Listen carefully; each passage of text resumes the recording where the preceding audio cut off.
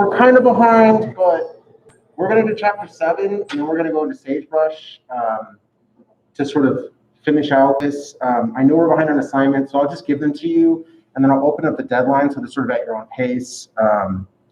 If anything, I'll give you sort of a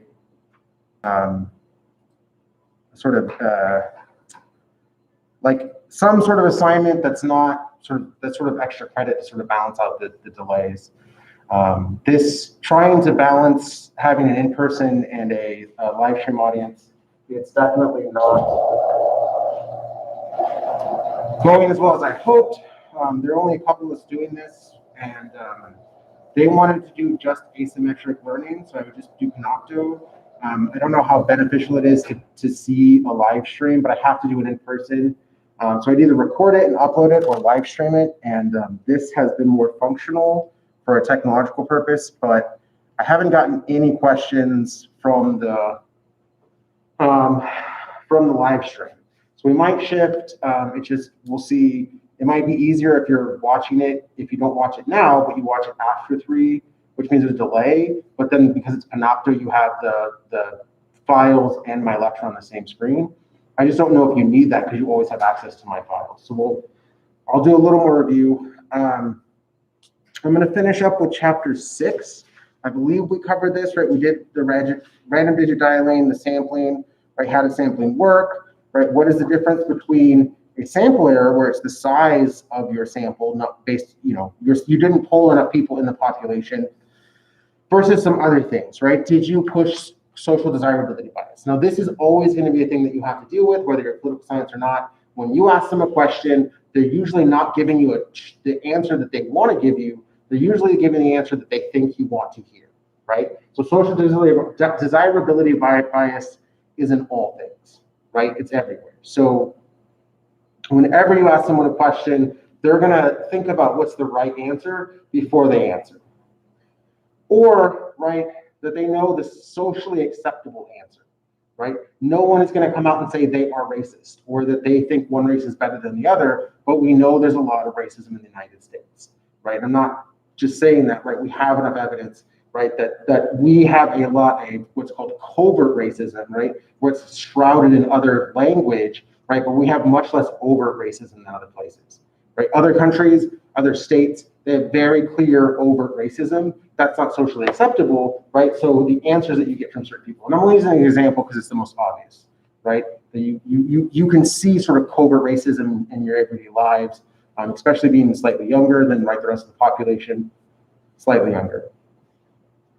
Selection bias, right, is when it's not represented the sample, right? If historically, if you are only doing landlines for your polling, you're only getting older people. That's not representative of the population, right? If you're only using landlines and you're not engaging with cell phones, the age of your population will not be representative. That is selection bias. Selection bias is different than sampling error, right? Sampling error is size. Selection bias is that's not representative of the entire population. So push polls, I don't know if we talked about this, let me tell you for just a second, is all about you asking a question, but you don't really care what the answer is. A push poll is a question that I ask you that changes the way you perceive the information, right? I ask you a question, and the way in which I ask you that question changes how you perceive things. Now I'm going to say something about a current candidate. It's not true, right? I'm just using this example, right? So one of the polling questions that we see on a push poll right now is under socialism, right? The government could tell you when to die. Are you a favor of socialism, right? That's clear, right? No one would write that question, right? That's clear push polling, right? Or, right, socialism kills the elderly. Biden supports socialism. Do you support Biden, right? Now, I'm not saying that's accurate. I'm not saying that's true. I'm not saying in support or against Biden. That's not the point. The point is that is a push poll. I don't care about the answer you give me. The question itself is trying to change the way you think about certain things, right? I'm using more relative examples.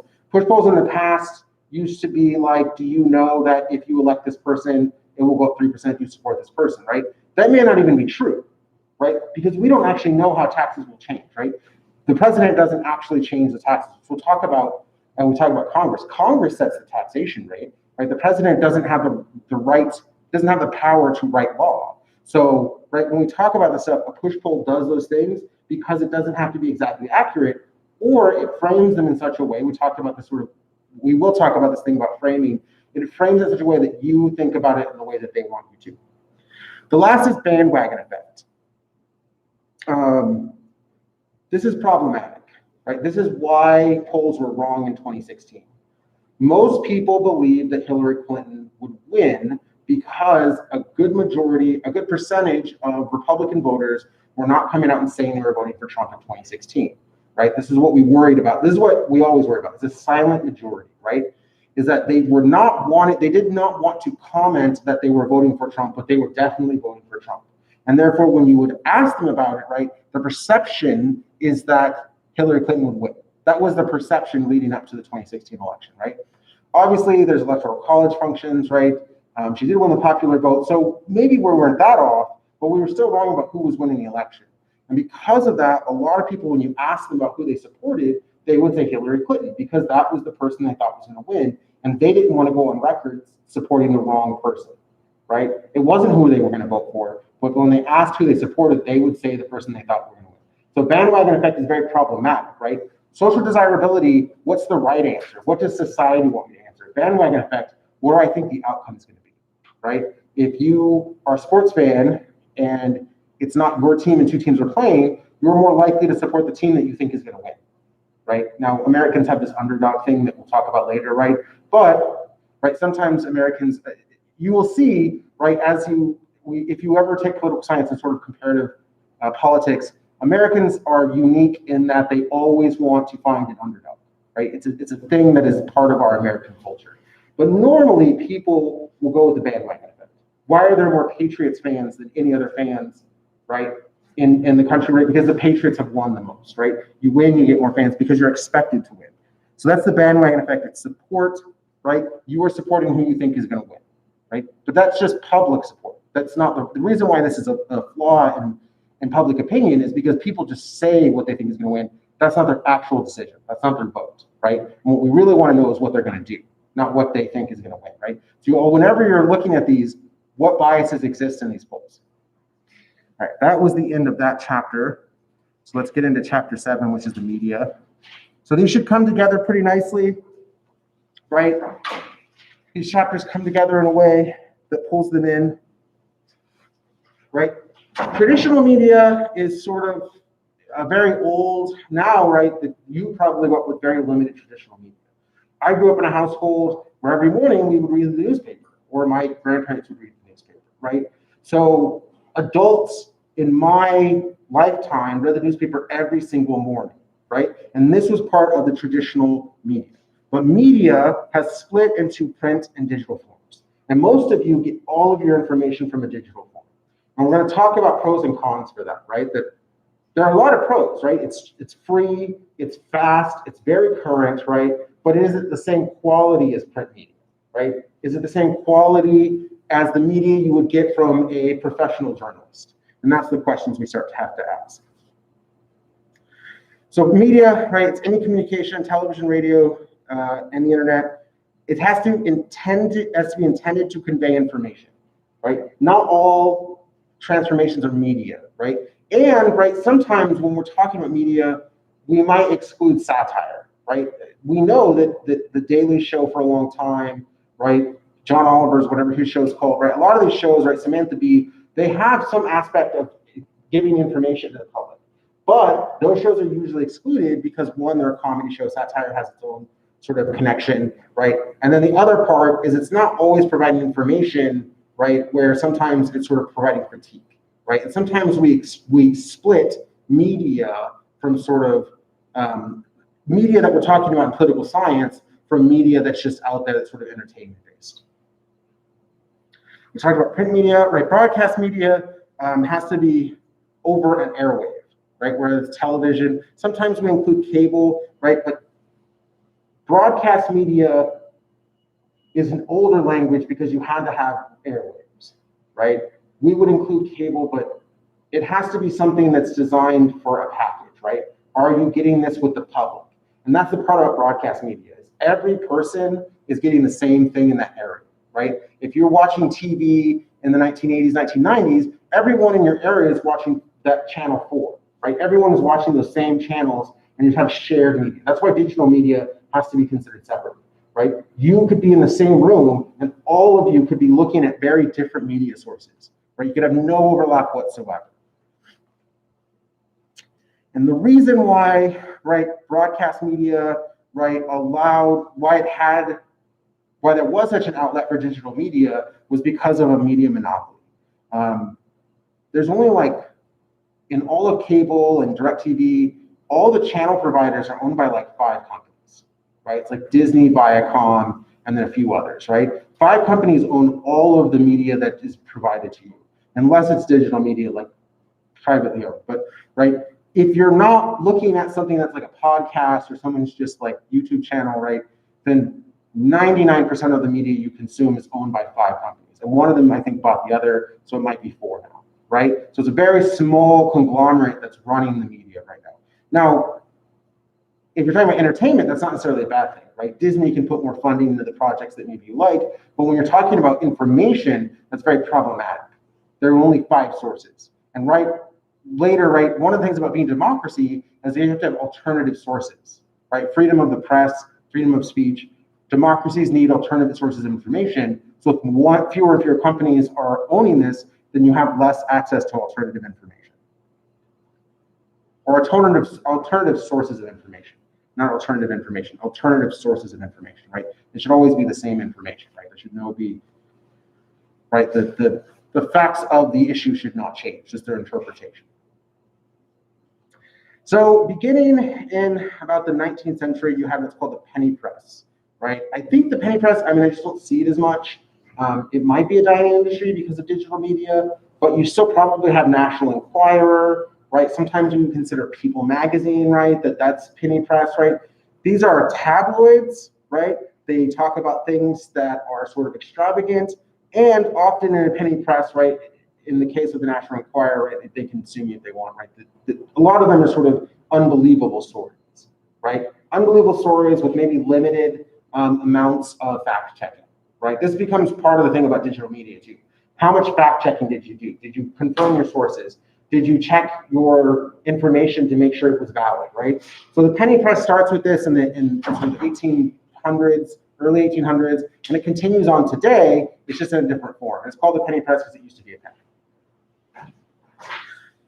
Before the 2000s and the late 90s, I mean, in the late 1990s and the early 2000s, we had a lot of news aggregators. Some of them were like Drudge Report, things like that. And what they do is they take all of these stories from these newspapers and these television sources and all of these localized sources, and they sort of put them into one place, right? Drudge Report was pretty good, right? That every day they would take all of the information that was on the internet and they would repackage it for you, right?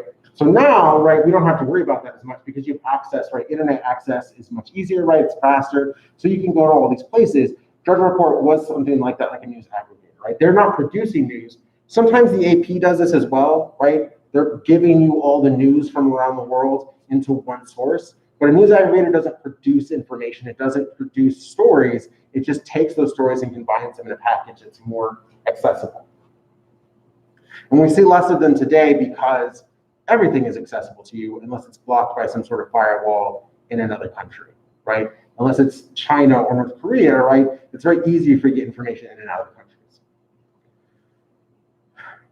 A digital citizen is most of you, right? In fact, all of you, because you seem like all of you have cell phones, right? So a digital citizen has access to broadband or high-speed home internet access. Now the thing is, this is meaning less and less because internet access in the 2000s when this term was come up was about 5G. So most of you on your cell phones soon will have better than what home internet was in the early 2000s, right? So, but the digital citizen means that you have internet access, you have technology, and you have literacy skills to go online for all of the things that you do, for your jobs, for your politics, for your entertainment, all of it. What we have found is that there is a digital divide, that about 10% of the population in the United States doesn't have access to high-speed internet or cannot use that internet or cannot read, right? You can't use the internet if you can't read, right? Literacy is incredibly important for internet use. You have to be able to read. So right? Or, right, maybe there's some functionality for apps or whatever, right? But for the most part, you need those three things. And about 10% of the population does not have that, right? What we have also found, especially during this pandemic, was there are a lot of children who live in households where there is no access to internet, right? Their parents have other ways to get to it, or they have their phones, right? But those children have no way to get access to the internet. So they're doing school from home. Right now, it goes from a very small percentage of the population. Partly, some of them don't want to be part of the digital sort of media empire. They don't want to engage with digital media. To a lot of these children who are now part of this digital divide because they can't get access to education, right? So this was sort of a dying concern, right? Being a digital citizen was sort of becoming ubiquitous, right? Everyone was going to be a digital citizen. But with this, we found is that small children, especially those under 12, right? I mean, I don't know, children small, whatever. But, right, those children who are under 12, they typically don't have access to the internet unless their parents provide it, and their parents often use other sources, right? They borrow someone's Wi-Fi, or there's some community access. And because it's such a need now, it's becoming very clear, right? A lot of school districts gave some sort of device to many of their students, right? Which, wherever they came up with that money is insane, right? But, right, they provide a device to all the students, and then the students would say things like, well, I don't have internet, what do you want me to do, right? And that's very problematic, right? At the same time, right, some people, right, have always been finding a solution that is quite problematic, right? You can't do this now, but 2 years ago, we knew that there were about 1 million people using parking lot Wi-Fi for all of their internet needs, right? They would go to a parking lot, like a McDonald's or whatever, or Burger King, or I don't know any of those places, right? But the point is that they would go there and they would borrow the Wi-Fi for as long as they possibly could to get their schoolwork done, to get their access, right? So those are not digital citizens because they don't have easy access, right? And we know that if you have millions of people who don't have access in a time where internet access is so incredibly important, right, then that creates a problem for those people, and they need special resources, right? So some states have provided sort of low-speed internet to those homes, right, or something like that, right? But as a digital divide, it's very important. You're going to behave differently as a digital citizen as a non-digital citizen, right? And typically, those who don't have internet access live in more rural areas, and they're more conservative, right? They're not getting access to the internet, and they're typically more conservative and in rural areas, which means they're going to vote differently because they don't have access. Especially access to new information, right? That their information is controlled by their local channels. In a digital media setting, we have what's called niche journalism. Now, we all watch something that's niche journalism. Anytime you watch a YouTube channel about some aspect of your life that is very unique to you, right? I'm a huge nerd, right? So, right, there are a lot of things that I watch that are about nerd stuff, right? Whether it's board games or something ridiculous or superheroes, whatever it is.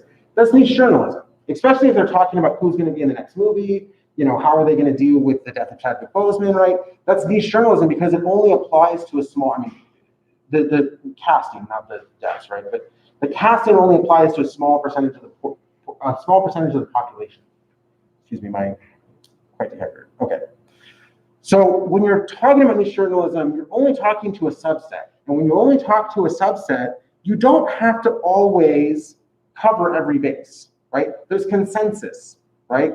There's consensus among people who listen to Tomi Lahren, right? And if I pronounce her name wrong, that's fine, right? She is a conservative. When she's talking to conservatives, and typically older conservatives. And they agree with her on many things. She doesn't have to prove her point every time, right? She doesn't have to provide evidence for all things, right? Glenn Beck was a perfect example of niche journalism, although he was on a major news channel, right? He would talk about things that old people cared about, right? The price of milk, right? The price of ice cream going up on one of his shows, right? That things are changing too fast, right? Things changing too fast is not a concern of a younger generation. You don't care if things are changing very quickly. If you're 60, then you care about change happening very quickly.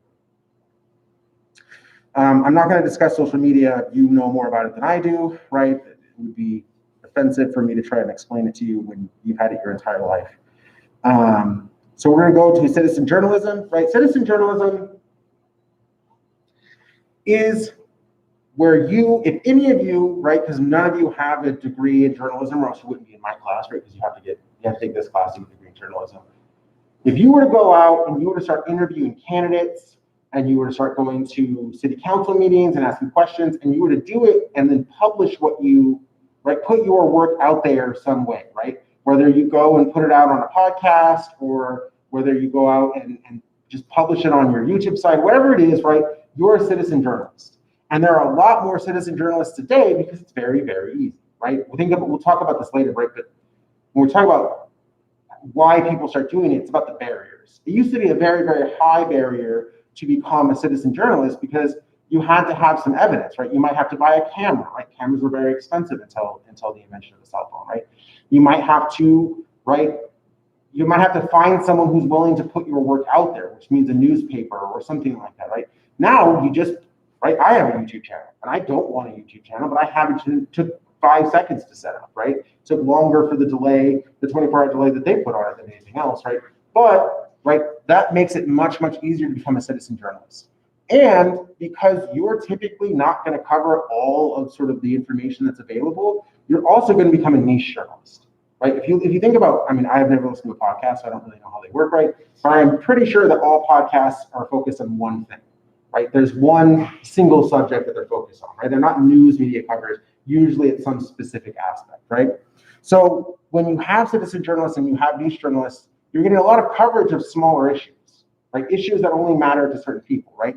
If you are part of the, people who want Firefly back in the air, there's an entire news source for you trying to get Firefly back on the air, right? If you know Firefly, I mean, it's quite an old show, so it's not really important, right? So why do we want this? What are the benefits, right? Obviously, I just talked about this, right? It's very convenient, right? You can access whatever you want. You can change the narrative in your own phone, right? In fact, if you were to look up certain things today, right, that are typically conservative, like this is kind of crazy. If you were to search American flag on your phone, your news feed would become more conservative.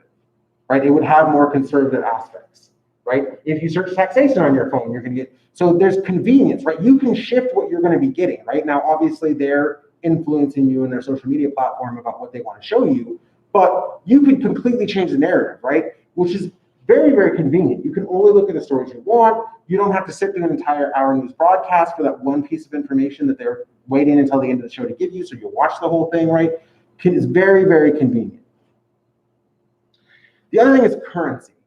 You will know immediately. Unfortunately, that, right, the best example, right, is right, the deaths that we've had in this year, right? We all knew the very same day when Ruth Bader Ginsburg died, right? And I'm using a very harsh example, I know, but it's just, I want to be very, very clear, right? We knew right away we knew about that, right? And then everyone was talking about it. And so its penetration into our society was fast, within hours, right? Because everyone was discussing it. So the currency of the information is immediate.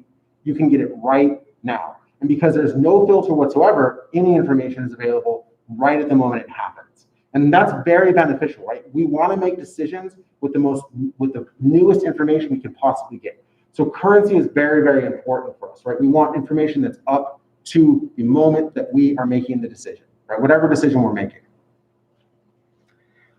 One of the things that we will get, like, it's sort of a pro-con, is depth, right? You can watch whatever news source that you want on the digital platform, and it will go on for 45 minutes about what would normally be a 2-minute news story, right? There's no need for segments online, right? There's no need for breaks for advertising, right? If someone is just talking to you about it, they can go on about it as long as they want, right? My YouTube channel is an hour and a half of this chapter, right? No one would put that on broadcast media, right? There would be no viewers, right? It would just be the 10 of you, right, who have to do this for a break, right? But on a digital platform, it doesn't matter, right? I don't pay YouTube to do this, right? So there's no connection. So if I only have 8 viewers and I like talking about the subject, I will continue to talk about that subject. So you get a lot of depth, right? You get people who are really willing to get into the nuance of all the aspects, right? So sometimes when it comes to political debates, digital media is better. There are a lot of policies, right? If you were to go online and look up policies, there are a lot of policies that are very clearly explained online that you will not get a clear explanation anywhere else, right? Especially the policies of the two candidates, right? Trump versus Biden, right? Those two candidates, we have a debate tonight, but you will get more information online than you will get from that debate, right? We're not really looking at policy answers. You won't get policy answers in that debate, right? They're looking for very different things, right? Those two candidates, are they capable, right? They're both very old, right? Can they manage it?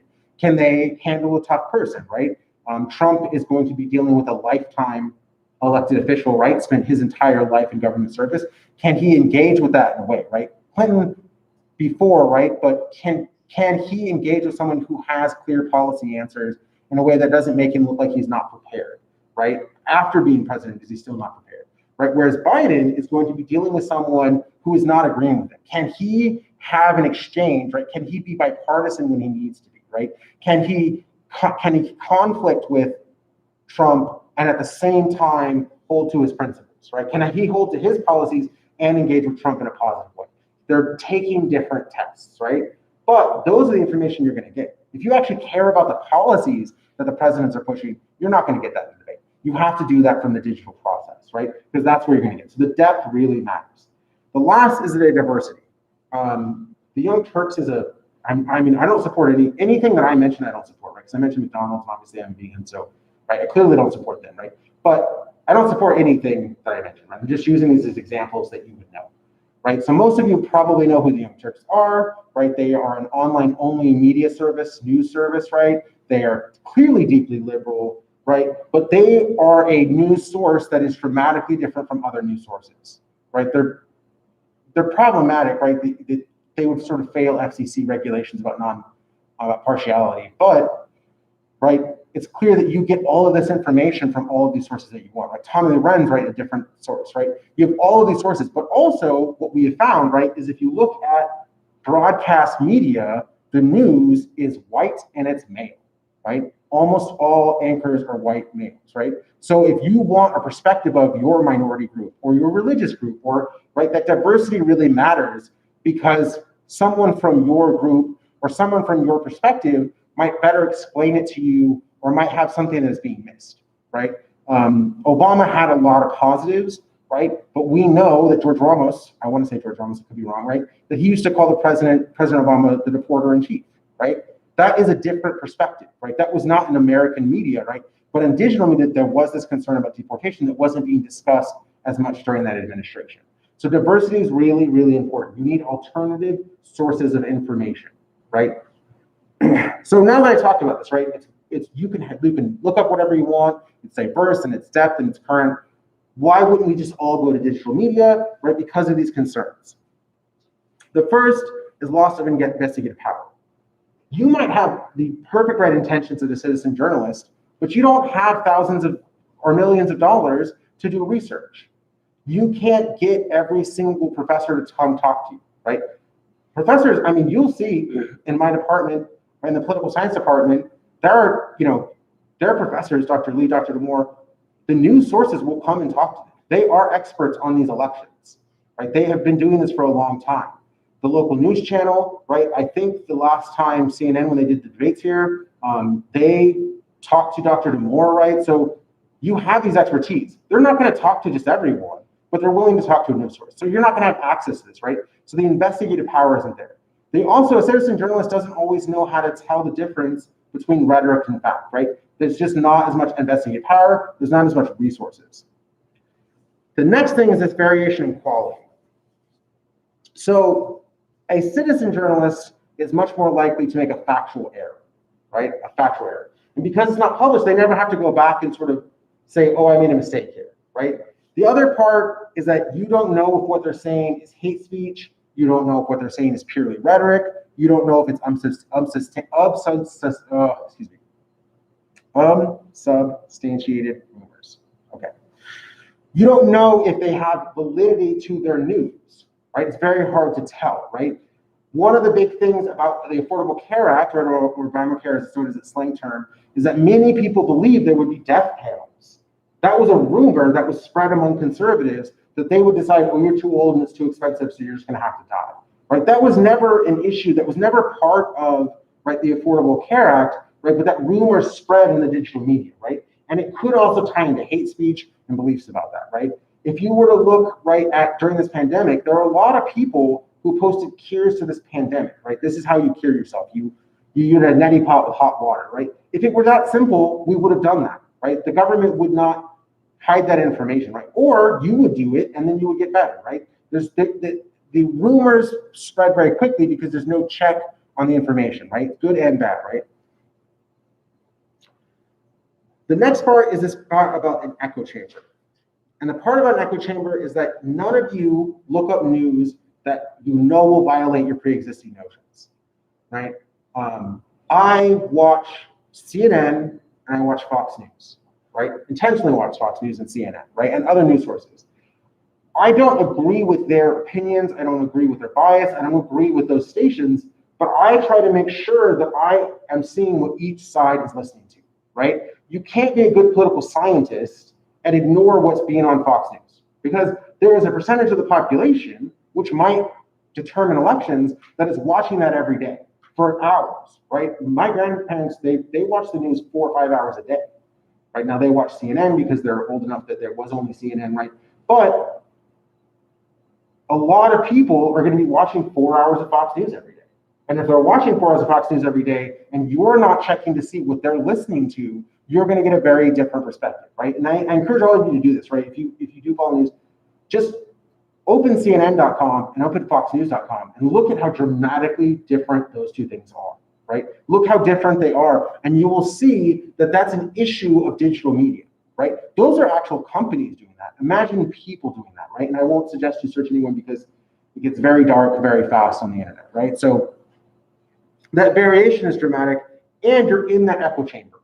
All of you, your news feeds, your Facebook, whatever it is that you're using, because it's with your friends who share views, who share beliefs and tolerances, you're all going to come to the same conclusion, right? This actually right really funds why we had an anti-vaxxer movement. All of the people, right, it starts in these rich white areas, and they're saying, why should I have to vaccinate? My kid, my area is safe, right? And then all of their friends come together, and then one of them posts an article that was refuted about autism. And then all of a sudden this comes in, right? There is no proof that vaccines cause autism, right? I don't want that to even come close to being an issue. There is no proof that vaccines cause autism, none whatsoever. There was a report by a scientist, it was refuted, he ended up modifying his detail, and he was criminally prosecuted, right? He intentionally tried to make it seem that way for whatever reason, right? You can look this up if you want, right? But they had that one piece of information, that one refuted piece of information, and they used that to sort of fund this whole thing. And then you have an outbreak of measles, something that was defeated the United States in the 20th century, right? Because they had that echo chamber. The same thing for people who involved themselves in Pizzagate, right? They started to believe these things that weren't true, and because there was no person outside of their echo chamber, there was no one there to say, hey, wait a minute, what about these facts? Let's consider something else, right? There's no one to slow them down. So echo chambers are very dangerous and very problematic, right? Because people start to believe things that aren't true, and there's no one there to say, hey, wait a minute, right? That's also why you have to be in this classroom, right? You're in an echo chamber right now, right? Your friends and your families, and there's nothing wrong, right? You want to just hear the things that you want to hear. You don't want to talk about things, or you don't want to have to hear from someone else outside perspective. You have that preference, right? That's your right. But we know that if I educate you in political science, you're going to be more critical about the stuff you hear about government, right? And if you take enough humanities, which are requirements for your degree, right, you're going to be able to entertain a thought without accepting it, right? You'll be able to hear different sources and be able to understand what's science and what's not, or what's factual and what's sort of hate speech or rumors, things like that. So, right, we talked about the echo chamber. It's the same thing as self-selection bias, right? If you were to Google something and you didn't like the answer, you would just go to the next page and find the answer that you want, right? Some of this is called, where do you get, right? There was a person who sells unfiltered water, right? They just sell water right out of a stream that hasn't been processed, right? And they say, well, I get all my information from page 3 of Google. So they search something, they go to the 3rd page, because ignore those first 2 pages, and then they start looking for answers, right? That's incredibly problematic, right? Because maybe there are a few ads, but you're skipping all of the most verified and relevant information, and you're just looking for the thing that already supports your viewpoint. And this is when you start to have those things happen, right? Most of you believe something that is factually inaccurate right now. In fact, I would argue that everyone that hears my voice thinks something that is wrong, that is absolutely wrong, right? That I heard from a fellow graduate student yesterday something that was factually inaccurate, right? That they believe, right? All of you believe something that is wrong. So you have a self-selection bias where you confirm something and then throughout years you believe it even though it's wrong, right? Just, I mean, it could be anything. It could be something mundane, right? Or it could be something incredibly offensive, right? But that's not the point. The point is that you believe it. And if someone provided you with information that said, oh, wait, look, you're wrong, you'd be like, no, I don't want to hear that. I'm going to go look at this story that supports what I already believe, right? The last part is social media's propaganda. Now, when I first wrote this, it was ISIS, but I think what is more important is, actually, I think I might talk about this, right? ISIS, right, they had a lot of social media propaganda, and we had a lot of people who joined ISIS based on their social media propaganda, and then when they got to ISIS, it was very different because it was an Islamic group, right, trying to take over territory. It wasn't this aspiring video that they had watched, right? So propaganda is very effective. I'm going to move on because, okay.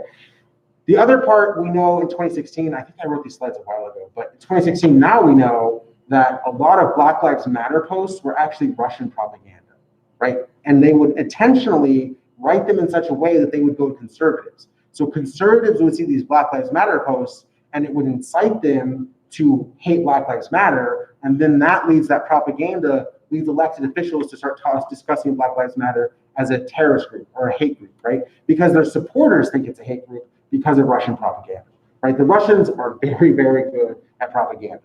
They go to school for it, right? They have entire classes, right? In the same way that you're in a classroom for political science, they could be in a propaganda class. And they have gotten very good at it, right? And unless you have a way to distinguish between rumors or sort of propaganda and information, right, then it's gonna be very difficult for you on a social media platform to be able to say, okay, this is real or this is not, right? Because there's a lot of, I hate this term fake news, but there are a lot of things that are factually inaccurate that you read on a daily basis, right? Just on your social media, they're just things that are wrong. And they're allowed to be wrong because you have freedom of speech, but they're still wrong, and you need to be able to tell the difference between the two. Okay, so why does the media have as much influence as it has? The first part is this idea of agenda setting. An agenda setting is that I come out first with an issue, and then all the other things that come next, they sort of stop, right? Agenda setting is really powerful in Congress. We'll talk about it again, right? But if I start a discussion with, right, some issue, we may never get to your issue, right? If we all meet up as a group and we're like, here are the things that we need to work on as a class, right? And the first thing that I come up with, because I'm the agenda setter, because I'm the first one to speak, I'm in the front of the classroom, right? And I'm like, we need to talk about you guys not wearing your masks properly. Now, none of you are, right, qualified, but if I start with that, there's no way for us to move on until I feel that we have solved that problem, right? And if you're like, what are you talking about? That's just a waste of our time, right? We're all doing the things that we're supposed to do, right? That's a way for me to either delay, so we never get to the issue that you want to discuss, or to change the narrative, right? To change it to a combative narrative, right? If I immediately say, okay, what do you think we should do with the class? And then I start a fight with you, right? A verbal fight, I would never raise my hands against someone, right? But if we start this verbal communication in a combative format, right? And then I say, oh, what do you guys think is wrong with the class? None of you are going to speak, right? You don't want to speak up if you think I'm being a jerk to you, right? Why bother? You just be done with the class and watch it on the live stream, right? So agenda setting is incredibly powerful because it sets which issues are problems. And once I start saying these are the problems, you can't add to a problem, right? And we'll talk about this when we sort of talk about, well, we have to talk about the public opinion, right? The public can only hold so many issues at a time. We talked about selection bias in the news, right? They cover one aspect. I would argue that they haven't done this as much in debates, but they did this in sort of town halls and stuff. CNN had a town hall recently with Joe Biden, and they just covered the town hall, right? That was their big get, right? Is they're going to have a town hall. Whereas other sources, they would jump in and out. They're like, oh, we're going to listen to this clip from it. We're not going to watch the whole thing because they don't want to have Biden on their news channel the entire time. Or they want to pick at things where Biden doesn't do particularly well, right? Biden, you know, for all the things, right, that we could say about him politically, right, he's not as clear a communicator as Obama, right? He's not as charismatic as Obama. Not that anyone, right, has to be that charismatic to be president. Obviously, Nixon wasn't charismatic at all, right? But if we look at the two, right, that's something that he's going to get attacked on. We know he's going to get attacked on, right? Can be a little awkward in his speech. or him being a little too passionate about discussing cancer, right? In the last town hall, right? But, right, those are things that certain media is going to cover more and certain media is not going to cover more. If you look at CNN right now, there are a lot of things about Trump's taxes. If you go to Fox News, you're not going to see a lot about Trump's taxes, right? You're just not going to have the same coverage. That's election bias in the news. They know what you want to hear, and they're fitting to your preferences. So let's say we're going to discuss an issue, right? We also don't just start on a neutral basis. We never start on a neutral basis, right? And the news doesn't do this anymore. But they used to do this, and I think the FCC cracked down on them. They used to do this thing called priming. This thing called priming.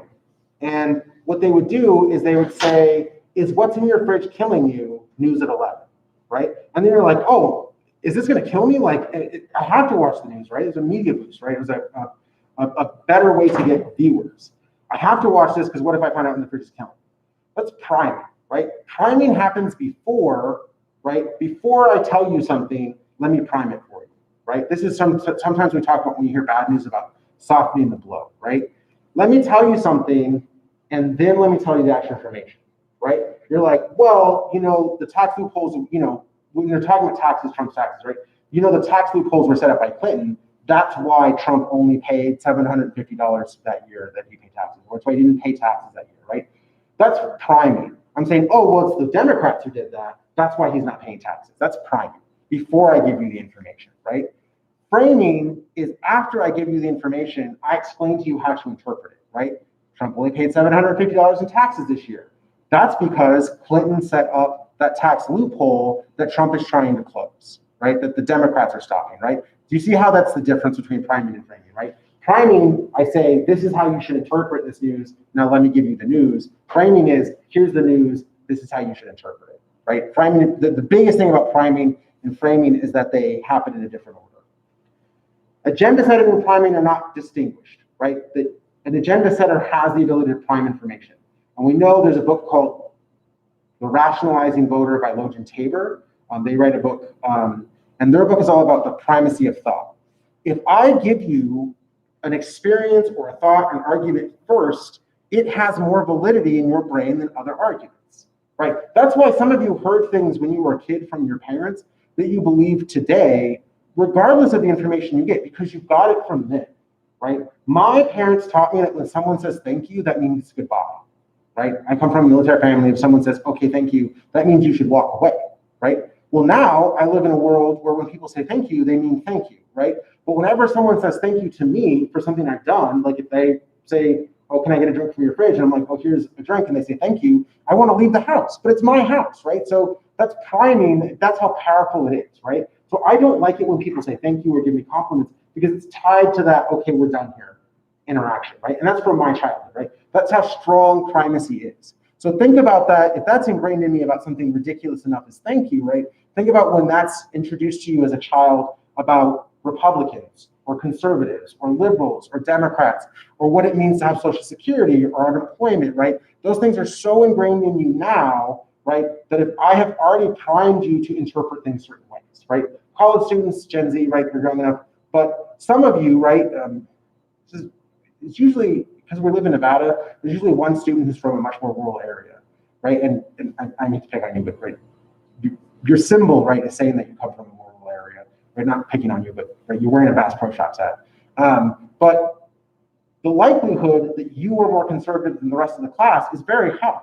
Now, that may not be true, but you come from a rural area. You come from a place where there is less involvement in government. You come from a place where, because, I mean, this is not things that are actually true about you. I'm just saying that people would get from that symbol, right? That you would want lower taxation, right? That typically, if you're from an area, right, especially the area that has fishing, that means they're typically more rural and conservative and want less taxation, right? Those are very things that come from your primacy. Now, once you get to a college education, who knows, right? And also you live in Nevada. Nevada's libertarian. It's legalized marijuana, and rural areas have more marijuana use than urban areas. So now it's all a mess to get information about, right? Or ironic wearing of goods, right? I'm too old for any of that to understand that, right? But the point is, right, you already have that information.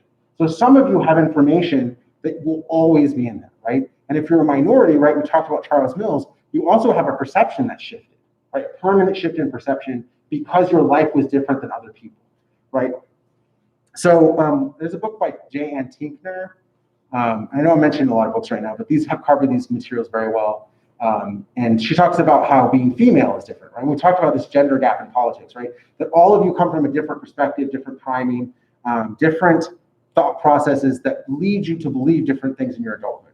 And so primacy really is functional for getting you to understand a message differently, right? Why did Bernie Sanders not win the Democratic nomination? Because enough people believed he was a socialist, and their parents had told them socialism is wrong, right? That's priming, right? Because he's not actually a socialist, he's a democratic socialist, which is more nuanced than that. But also, right, that you can't be any type of socialist in the American system because of that priming. Unless you're a Gen Z, anyone under 25 doesn't care anymore, right? You're so sick of being told that this sort of red scare, socialism, communism is wrong, that it sort of lost its value. All right, so let's sort of shift a minute. So that's how the media impacts how you're thinking, right? And hopefully I've given you an example that's sort of builds it, right? Remember, I want you to know the terms for the test, but passing this class is not the ultimate goal of this, right? The ultimate goal of you being in this classroom is for you to have a better critical thinking process when you deal with other aspects of your life, right? That's why you have to take this. Most of you are not political scientists. You're not going to remember how the Nevada judiciary works, even though I had to teach it to you, right? But hopefully you get a better critical thinking process. And hopefully the exams and the course is set up to where you're thinking about it critically, even though I can't give you essay exams in a 101.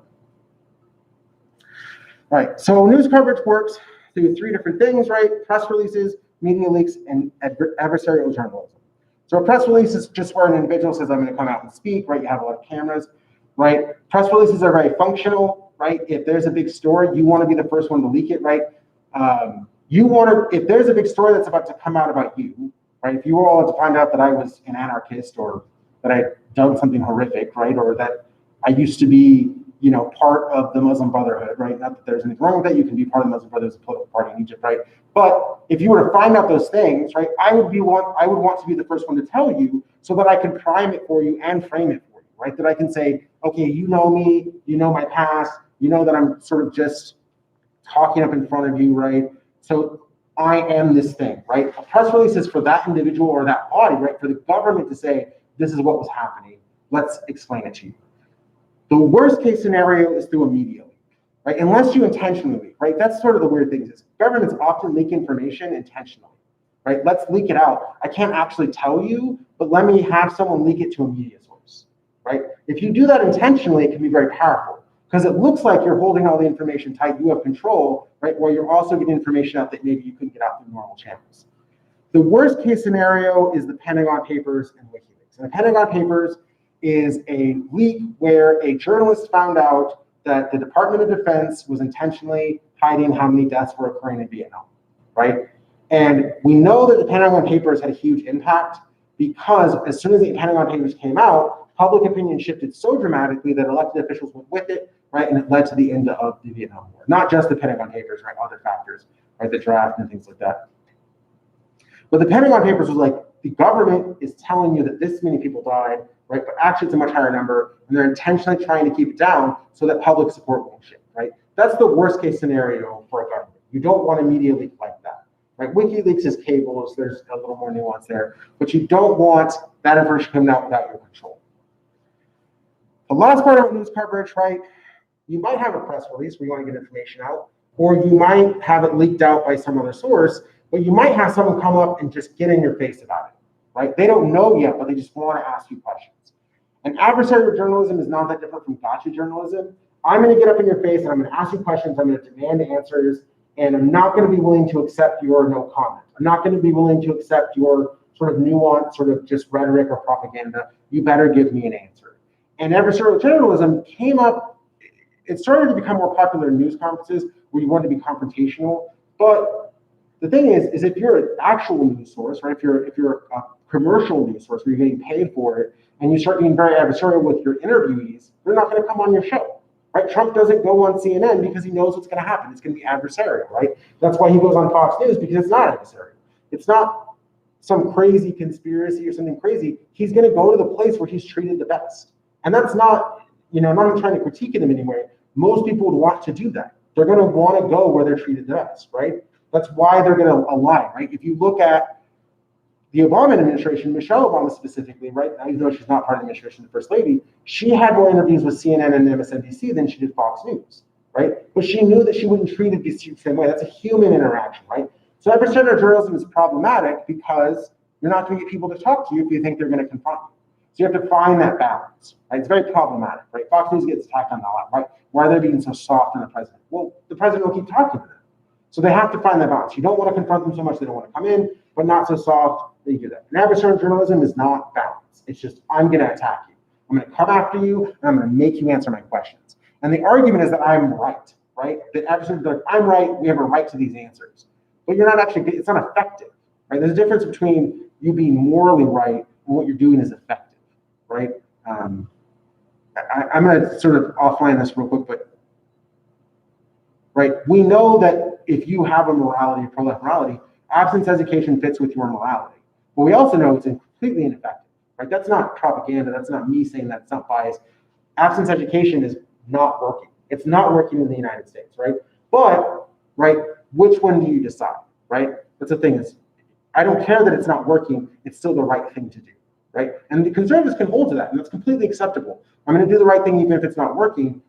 It's not efficient, but that's not important to them, right? They still have to do the right thing. Whereas, right, when you're talking about adversarial journalism, they don't care. They don't care that it's not effective. It's still the right thing to do. And if you're a citizen journalist, right, and you're being hostile, right, there's no cost to it because you're not part of a larger representation. You're not representing a larger group. So adversarial journalism has its benefits. It has at times been very effective. Sometimes when you really get into questioning, you can get people to slip up, right? For those of you who don't remember, Kamala Harris, sort of as a senator, questioning Jeff Sessions, and Jeff Sessions starts to stumble with his word, and he says, "You're making me nervous," right? That is a hope. That was a hope by Kamala Harris, who used to be an attorney, that if she just really put pressure on, he would slip up and make it clear things that he didn't want. He was told not to make clear, right? That's adversarial journalism on the part of a senator, because, right, as soon as they're on the Senate hearings and it's published, then they become part of the media, right? They're not asking questions to get answers. They're asking questions. Most of the time, senators ask questions to sort of boost their position, right? So she didn't get the right answers, but it didn't matter because she made him look nervous in front of her, which makes her look very powerful and capable. And that was the true goal in that exchange, right? And some of these things are a little dated now, but I think her interview of him it's this administration, so it couldn't be more than a few years old. All right.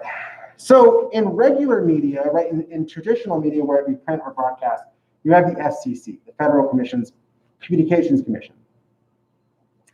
And there are limits on sexual and exculpatory references. So exculpatory just means like swearing, cursing, and things like that, right?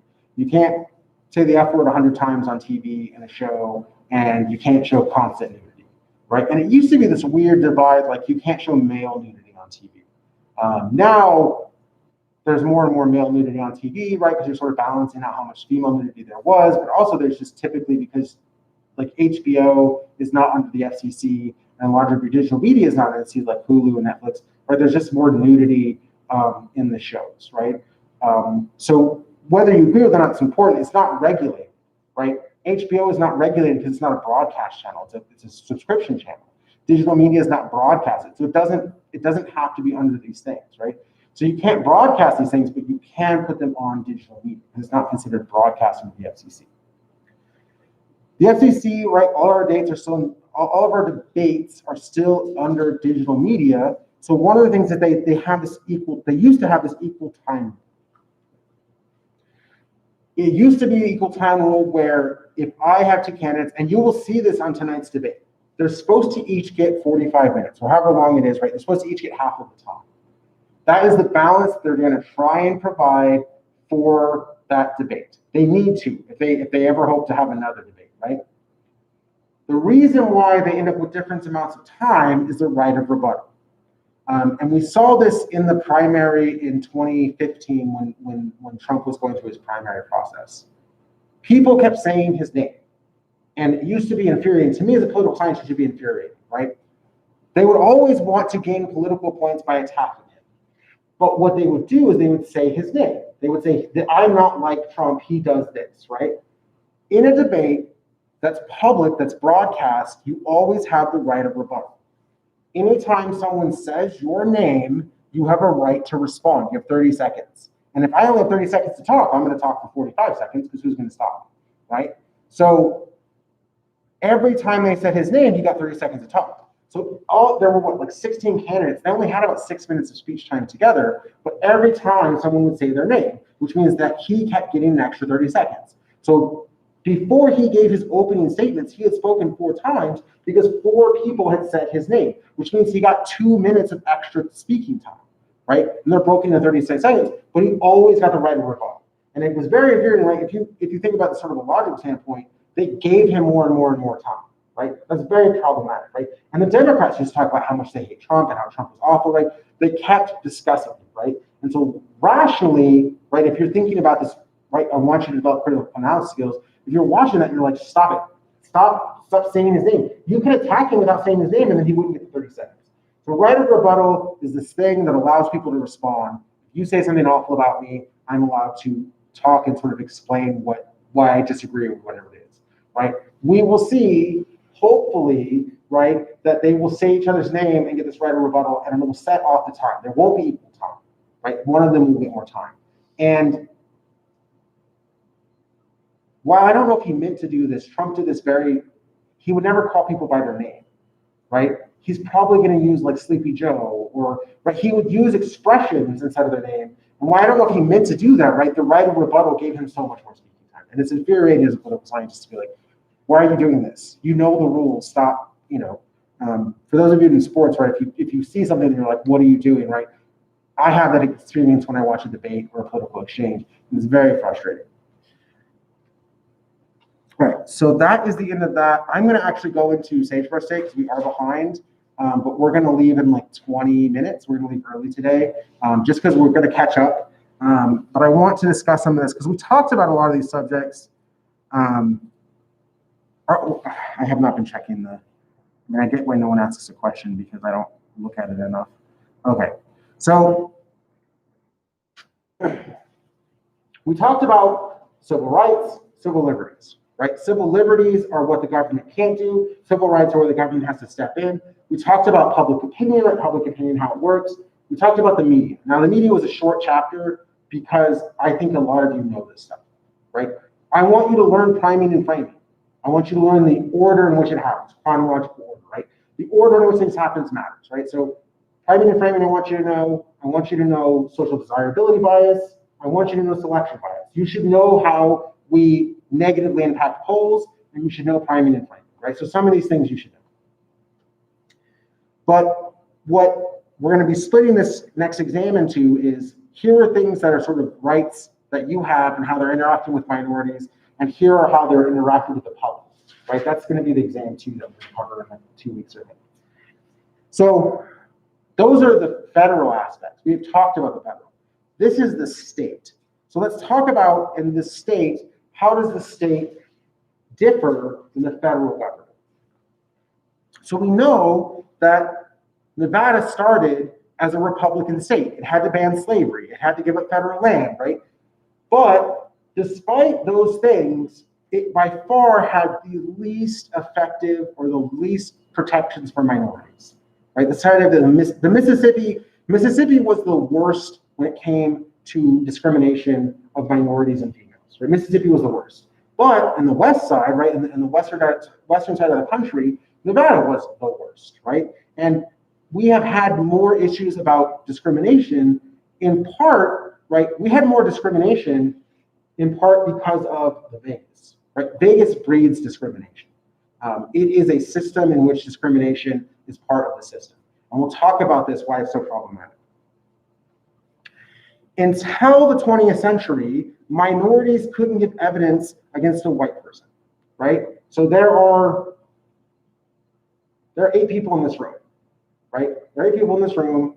Only 2 of those people could say whether I did something wrong, right? And you look around, right? And I'm not trying to like point anyone out, right? You can't be female and you can't be any type of minority. So like of the 2 people, I might still exclude, right? Because Irish were not considered white, right? Until about the 1950s, if you were Irish, you weren't white. So, right, of the class that I have, there might only be 2 or 3 people that can testify against me, which means if I went into the street and I saw that there weren't any people that could testify against me, I could shoot someone and none of those people could speak out against me, right? Legally could not testify, right? And you don't have forensics in the 19th century. So I could get away with a lot of crimes as a white person in that time period, right? And you had a lot of crimes committed against females specifically, and also minorities because of the way the laws are set up. So very, very problematic that you can't testify. Native Americans, right? Nevada is not an exception, right? Targeted for genocide, banned from buying alcohol because of this misperception that they are alcoholics, right? Or they're more alcoholic than Americans, right?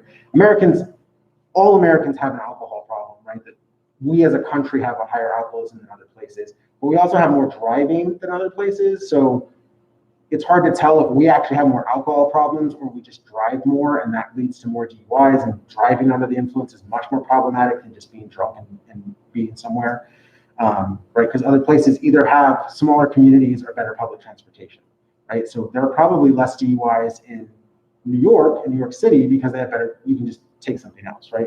And we know that there's a lot of drinking in Seoul, but they have an amazing public transportation system, so they just don't have it. So some of that might be an issue. But Native Americans aren't the exception for alcohol. They were not allowed to buy firearms because they were concerned about them sort of building up their own system, right? And so they weren't allowed to attend public school. And if you don't have an access to weapons, right, which is a Second Amendment right? But they're not Americans, right? They're not considered citizens under this period of time, right? And you can't attend public school, then there's no way for you to build up out of your community, right? Then you can't educate, you can't work, you're being excluded from jobs, right? You're stuck in a situation of poverty. And until 1940, there were no safety nets. There was no welfare state to exist, right? So until 1940, you're stuck in this just complete absolute poverty, right? With no access to education and no way to get yourself out of that, right? So Native Americans are excluded. It's just that Native Americans have a very poor history in the United States, right? None of you have to be told that. Chinese aren't allowed to own property. They're excluded from unions and employment at mines. And then in 1908, right, we know that why do minorities cluster, right? It shouldn't surprise you, right? Why do we have a Chinatown and a Koreatown? Why do they cluster? Because they're excluded, right? They don't choose to cluster naturally. Now there's some language stuff, right? Some people want to be able to speak Chinese or whatever their native languages in their community. But most of the reason that neighborhoods cluster, why do we have an Armenian cluster in Las Vegas? Because there was a genocide where they're from, right? So they immigrated to the United States, and then they weren't accepted here. So they come to their own communities, right? So Chinatown in Reno, they build this big Chinatown. They have their own businesses. They start to develop. And because they're becoming powerful politically, because they have this money and interests, right? The local officials tell people to burn down Chinatown, the entire of Chinatown in 1908, right? So now we're not just talking about discrimination, we're talking about actively trying to keep you from gaining power even in your own community, right? So Nevada has a very problematic history.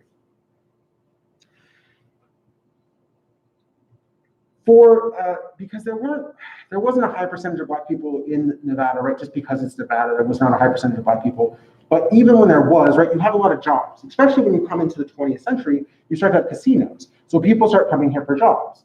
But Black people were not allowed to gamble in the casinos, they weren't allowed to eat in the casinos, and they weren't allowed to attend shows.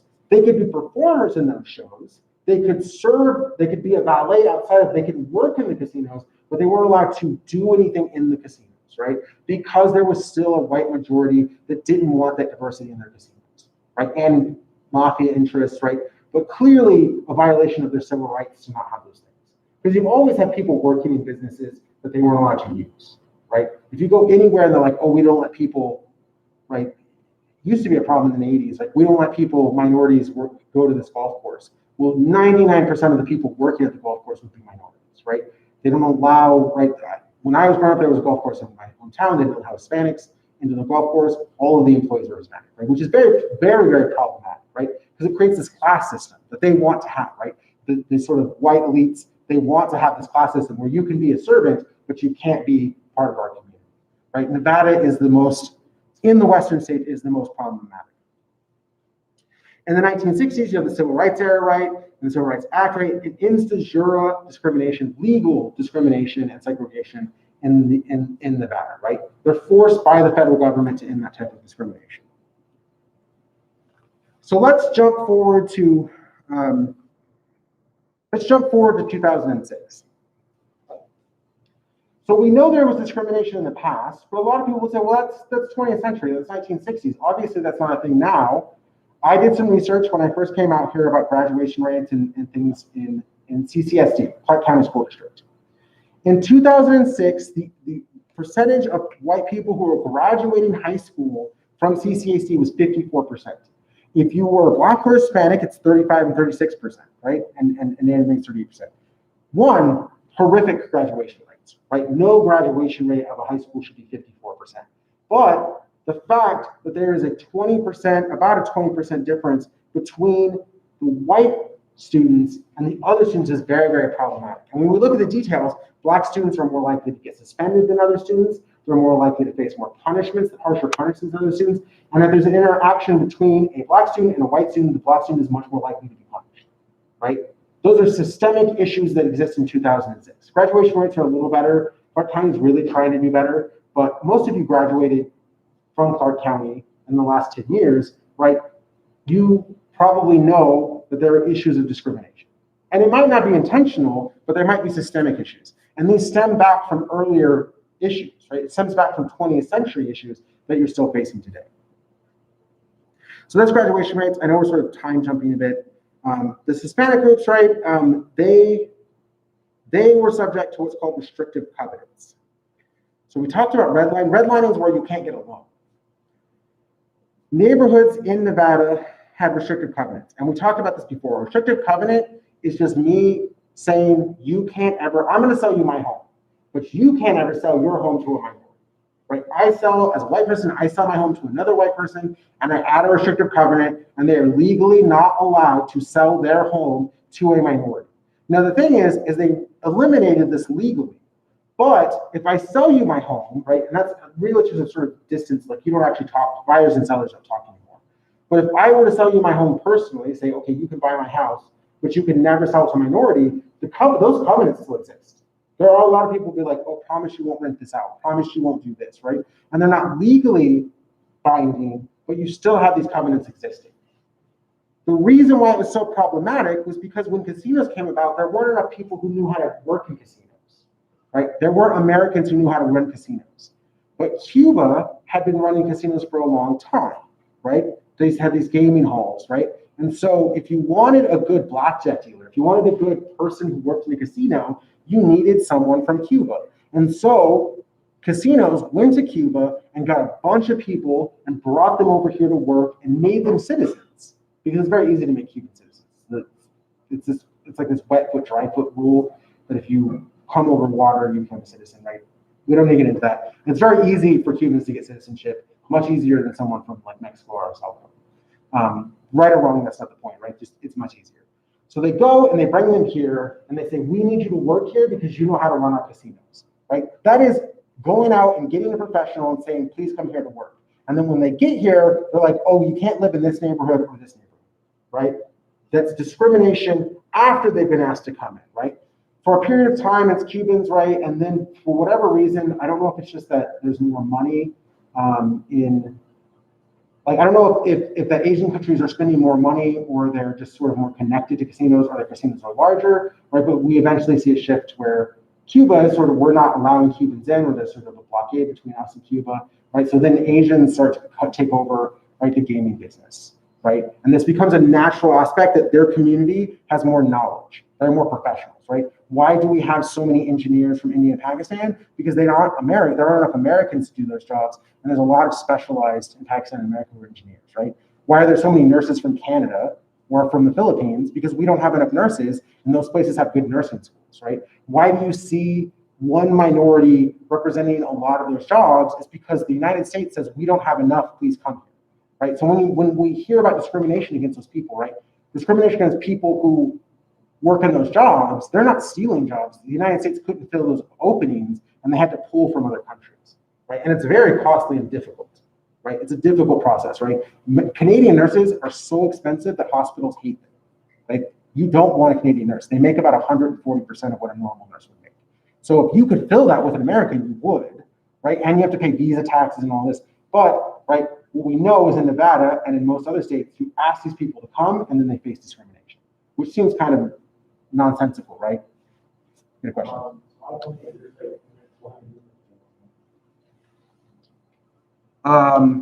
Unemployment in like casino jobs? Like you said, like for example, the Canadian nurse, I know one Canadian nurse. So like, how come like the American nurses like lose like unemployment? Oh, okay. So the question is, right, why do we have unemployment in American nurses? There's two functions, right? One is that a lot of American nurses don't have the right credentials, right? They're not RNs, right? They're not a registered nurse. They might be an LVN, right? A licensed vocational nurse or an MA or whatever the other aspects, right? An LVN and a medical assistant, those aren't actually nurses. Those are programs that are created as nursing assistants, right? And part of the reason why we have such unemployment in the United States for people who are a medical assistant or an LVN is because a lot of the schools they go to aren't actually good enough for them to work in their fields, right? This is a problem, right? If I'm ever going to take a stand anywhere, right?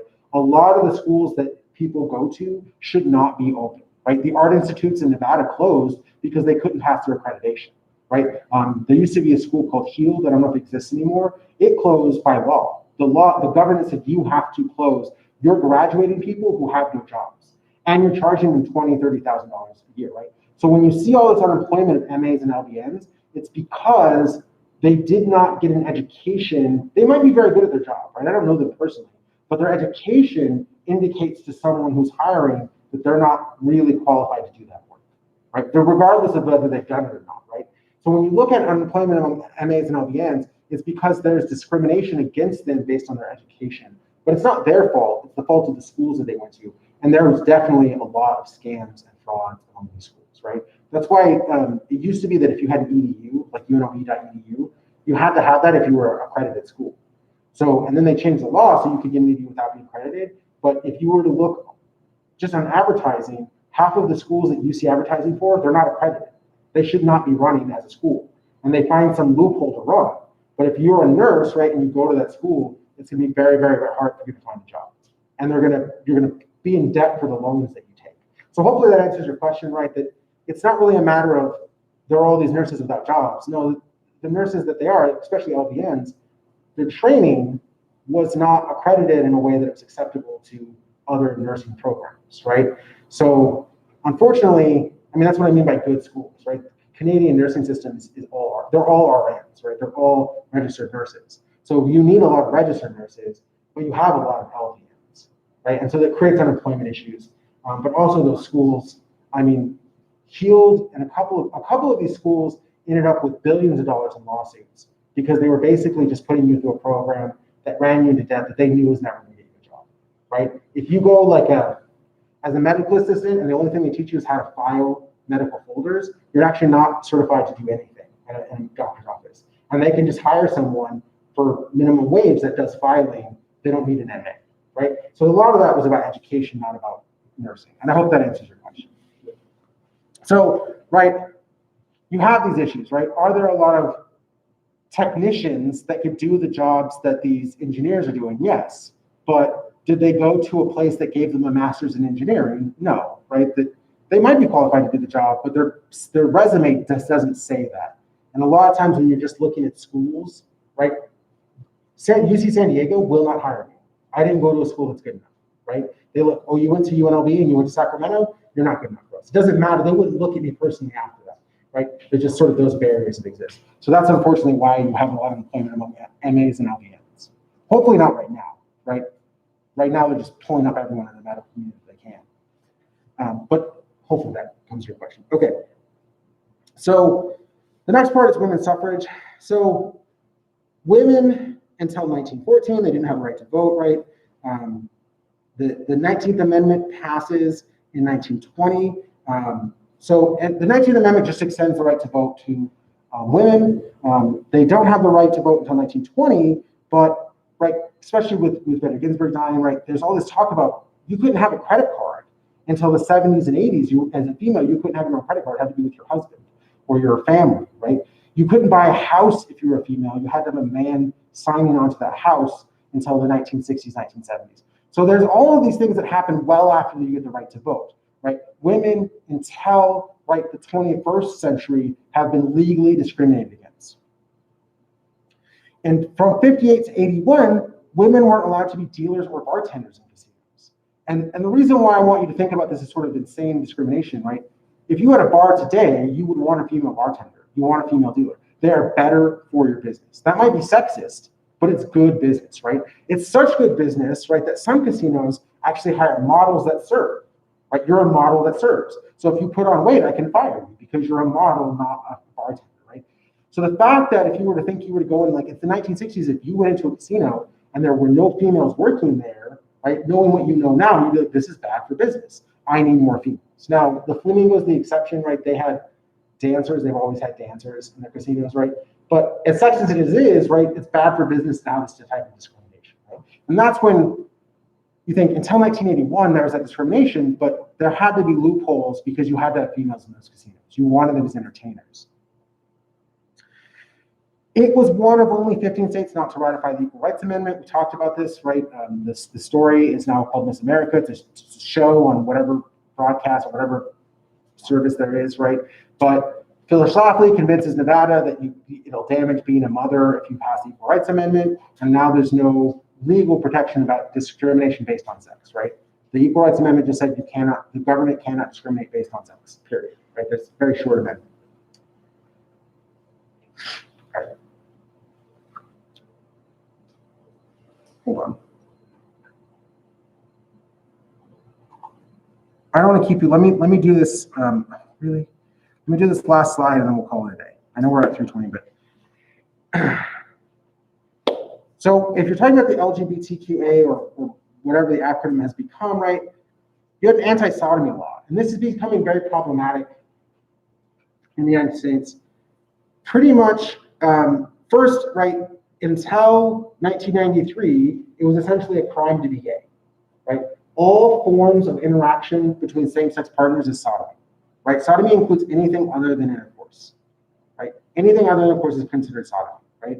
So I can prosecute you for being gay until 1993 in Nevada.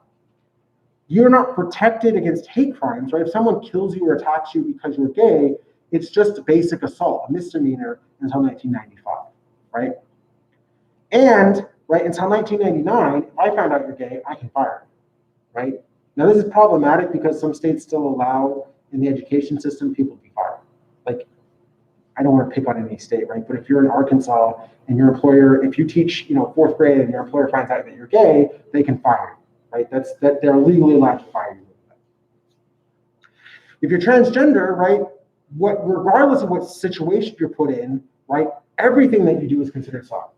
Every single thing that you do is considered sodomy, right, as a transgender person, right? Because how you identify.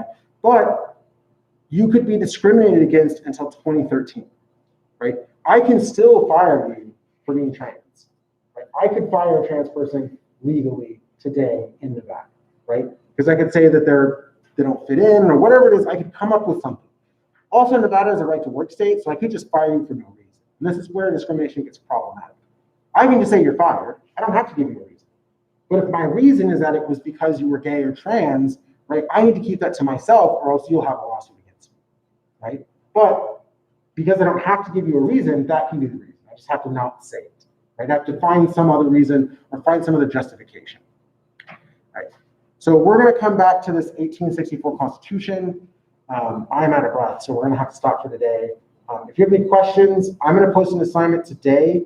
I'm going to extend the due date, so like you have more time to do these assignments, but I'm going to put a couple up where you can have them like further out, and then you shouldn't see the exam. But once I have the exam up, we'll talk about how I want you to prepare for it. So if there are any questions right now, you guys can have. Let me check the live stream. You guys can have a good day, and then I will see you on Thursday. Yeah, the assignment was like They're all the same assignment.